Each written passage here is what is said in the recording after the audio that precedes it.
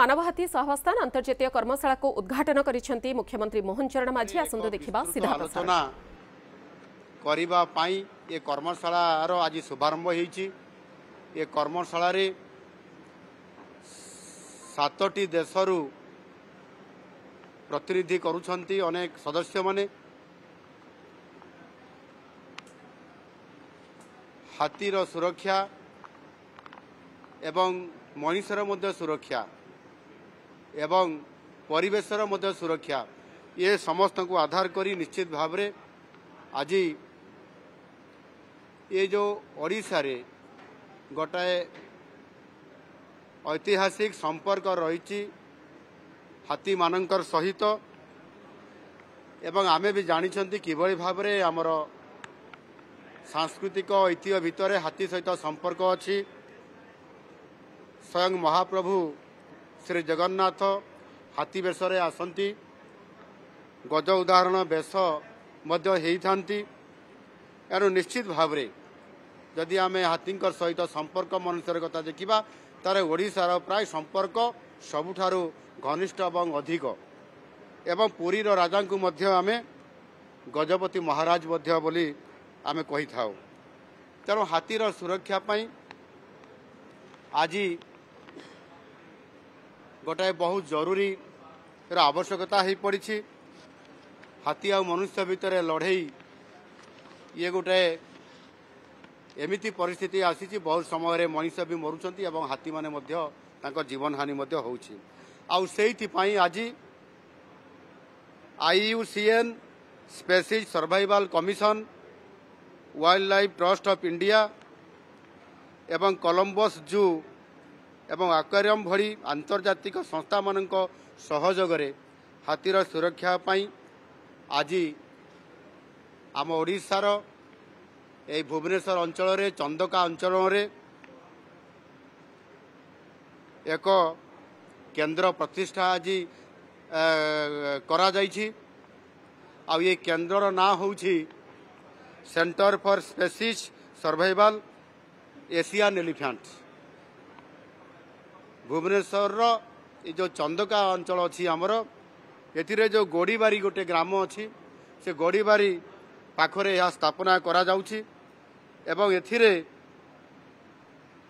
स्वतंत्र भाव रे हाथींकर सुरक्षा पाई एवं सेमाने किभଳି भावरे सुरक्षार सहित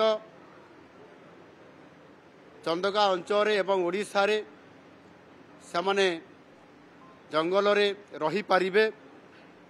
आउ सेथि पई जो उत्सर्गीकृत पृथ्वीर ये होची प्रथम संस्था, ये पृथ्वीर प्रथम संस्था स्वतंत्र भाव रे हाथी मानकर सुरक्षा पाई एवं सेमाने केमती भलरे रहिबे एवं सेमानंकर भी सुख स्वाच्छंद केमती पहुंचा जाई पाइबो।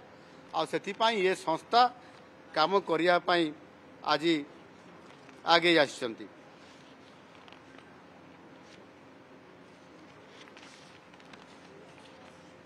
आज ओडिशार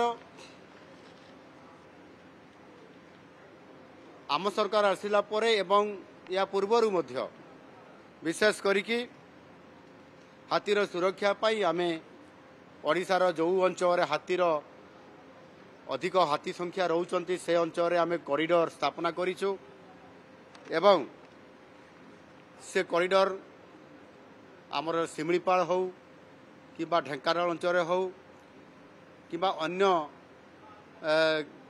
केन्दुझर रे एवं आपंकर आउ किछि अंचल रे मध्य जो अंचल तांको सुरक्षा पाई योजना करा जाइछि किभଳି भाव से अंचल रे एक डेडिकेटेड कॉरिडोर स्थापना हबो एवं फडर प्लांटेशन सेमानंकर पाई किभଳି भाव जलाशय स्थापन हबो एवं ताहा सहित मध्य किभଳି भाव हाथी माने अनेक समय रे खाद्य अभावरू एवं जंगल को विभिन्न प्रोजेक्ट करिबा ना रे जते बड़े जंगल को काटी दिया जाउची से समय रे मध्य हाथी माने अनेक समय रे तार प्रतिक्रिया रे गाँ अंचल को आसुछंती एवं मनुष्य हाथी भितर लड़ाई भी होउची।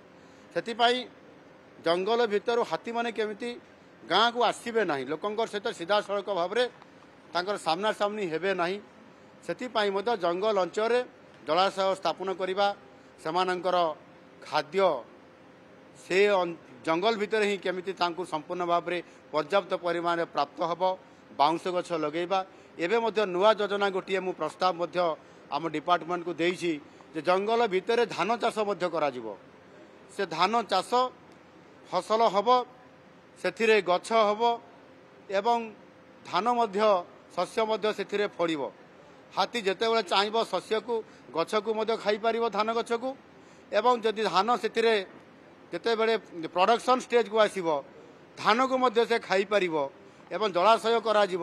ସେଠି ପାଣି ପିଇକି ମଧ୍ୟ ସେ ଅଞ୍ଚଳରେ ସେ ରହିପାରିବ ଆଉ ଜଙ୍ଗଲକୁ ଆସିପାରିବ ନାହିଁ, ଏଇ ଜଙ୍ଗଲରୁ ଗାଁକୁ ଆସିପାରିବ ନାହିଁ, ମଣିଷ ସହିତ ହାତୀର ଲଢ଼େଇ ହେବ ନାହିଁ। ତାକୁ ମଧ୍ୟ ଏବେ ଆମ ସରକାର ଯୋଜନା ଭିତରକୁ ନେଇଛନ୍ତି। ଆଗାମୀ ଦିନରେ ଏହା କରିବା ଦ୍ୱାରା ହାତୀମାନେ ମଧ୍ୟ ଅଧିକାଂଶ ସମୟରେ ଗାଁକୁ ଆଉ ଆସିବେ ନାହିଁ। ଆଉ ସେଥିପାଇଁ ଆଜି ଯେଉଁ ଏହି କେନ୍ଦ୍ର ପ୍ରତିଷ୍ଠା କରାଗଲା ଏଥିରେ ଗବେଷଣା କରାଯିବ ଏବଂ ଏହାର ପରାମର୍ଶରେ ହାତୀର ସୁରକ୍ଷା ପାଇଁ ସ୍ୱତନ୍ତ୍ର ଭାବରେ ତାକୁ ରିପୋର୍ଟ ପ୍ରସ୍ତୁତ କରିକି ପଲିସି ଅଣାଯିବ ଏବଂ ପଲିସି ଆସିଲା ପରେ ସେହି ଆଧାରରେ ଏ କାର୍ଯ୍ୟକ୍ରମ କରାଯିବ।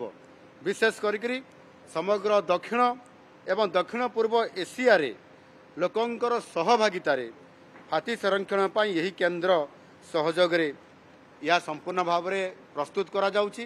ଏଣୁ ଆଜି ଏ ଯେଉଁ କର୍ମଶାଳାଟି ଦୁଇ ଦିନ ଧରିକି ଅନୁଷ୍ଠିତ କରାଯାଉଛି ଏହାର ପ୍ରଭାବ ନିଶ୍ଚିତ ଭାବରେ ଭାରତ ବର୍ଷର ଓଡ଼ିଶା ଏକ ସ୍ୱତନ୍ତ୍ର ହିସାବରେ କେନ୍ଦ୍ର ହିସାବରେ ଯେଉଁଠିକି ଆମ ଓଡ଼ିଶାରେ 2100ରୁ ଅଧିକ ହାତୀ ବର୍ତ୍ତମାନ ଆମ ସହିତ ଅଛନ୍ତି।